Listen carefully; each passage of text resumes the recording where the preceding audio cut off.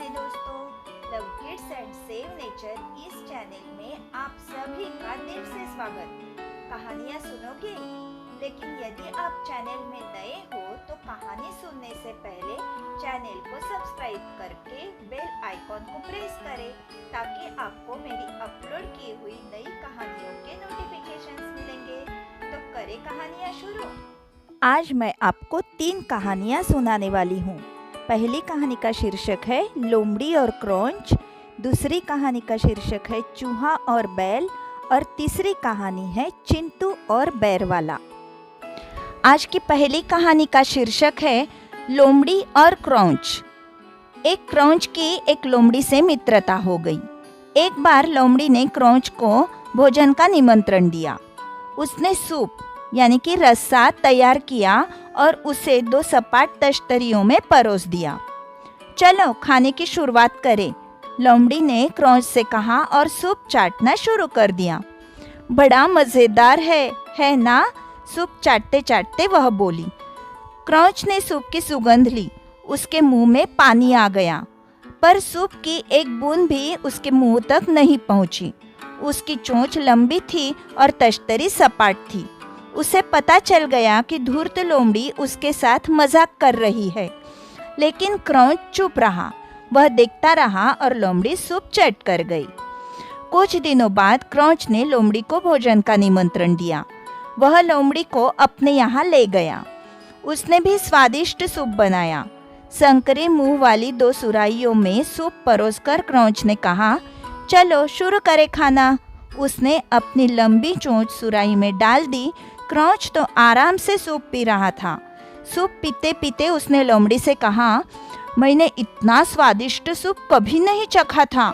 इसे मैंने विशेष रूप से तुम्हारे लिए बनाया है। शर्म मत करो, जी भर कर खाओ। पर लोमड़ी सूप का जरा भी स्वाद नहीं ले पाई। सुराही का गला बहुत तंग था। सूप तक उसका मुंह पहुंच ही नहीं पाया। उसे बहुत दुख हुआ। लोमड़ी समझ गई कि उसने क्रंच के साथ जो शरारत की थी उसी का यह फल उसे भुगतना पड़ रहा है। जैसे को तैसा। आज की दूसरी कहानी का शीर्षक है चूहा और बैल। एक नन्हा सा चूहा था। वह अपने बिल से बाहर आया।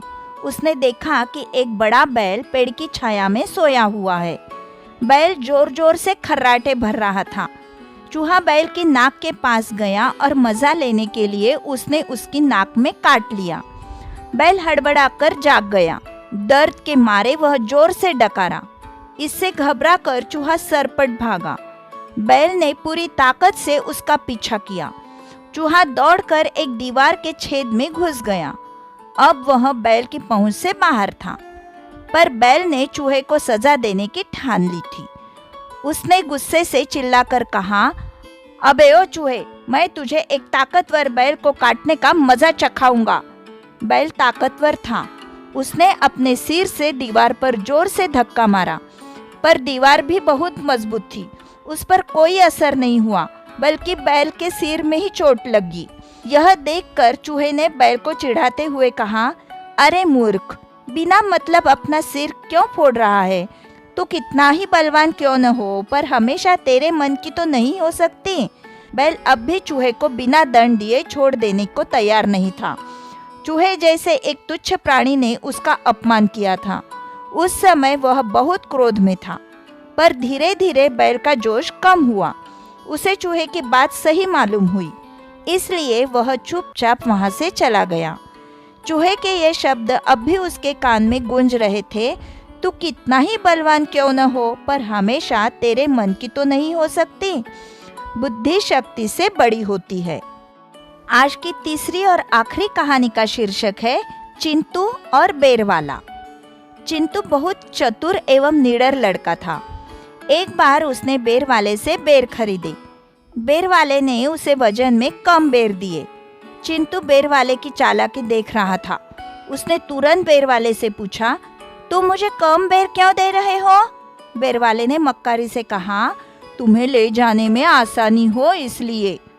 चिंटू ने झटपट कुछ पैसे बैरवाले की हथेली पर रखे और वह जल्दी जल्दी जाने लगा। बैरवाले ने पैसे गिने, पैसे कम थे। उसने चिंटू को वापस बुलाकर कहा, तुमने मुझे कम पैसे क्यों दिए? चिंटू ने फौरन कहा, इसलिए कि तुम्हें गिनने में आसानी हो। चालाक के साथ चालाकी नहीं चलती।